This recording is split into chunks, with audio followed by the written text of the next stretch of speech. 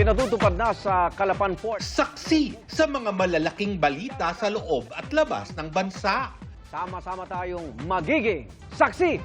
Narito muna ang mga balitang dapat yung abangan ngayong umaga. Laging una sa paghahatid ng impormasyon tuwing umaga. Sama na naman mga igan.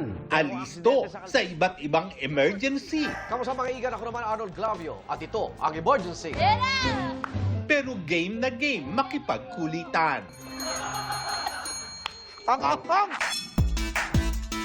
Yan si Igan, Arnold Clavio, na 35 years ng kapuso at magpapatuloy pa sa muling pagpirma niya ng kontrata sa GMA Network.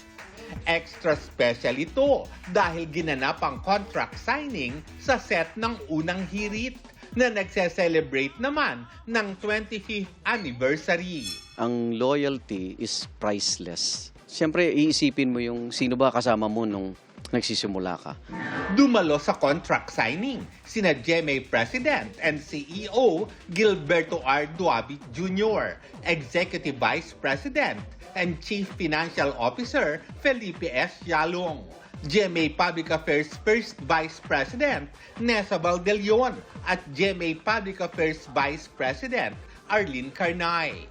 Sumaksi rin sa paglagda sina Senior Vice President and Head for GMA Integrated News, Regional TV and Synergy, Oliver Victor B. Amoroso. First Vice President for Radio Operations, Glenn Aliona, at iba pang GMA officers. Siyempre sa pagkakataon na may renewal, isang kasamahan na 35 years na, it tells a lot about friendship, about loyalty, unity, harmony, and yung mga katangian ba ni Arnold na kinahahangaan nating lahat. So, pagkakataon din para sa pasalamatan siya at patuloy niyang binibigyang inspirasyon tayong lahat. Binati rin si Arnold ni GMA Network Chairman, Attorney Felipe L. Gozon. Si Arnold, o mas kilala natin bilang Igan, ay tunay na kaibigan ng bayan. Natutuwa ako at muli kang nakabalik sa amin, Igan, matapos ang mga hamon sa iyong kalusugan.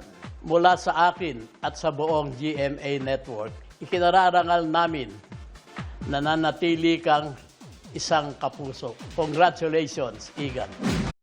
Mga kapuso, maging una sa saksi. Mag-subscribe sa GMA Integrated News sa YouTube para sa iba't ibang balita.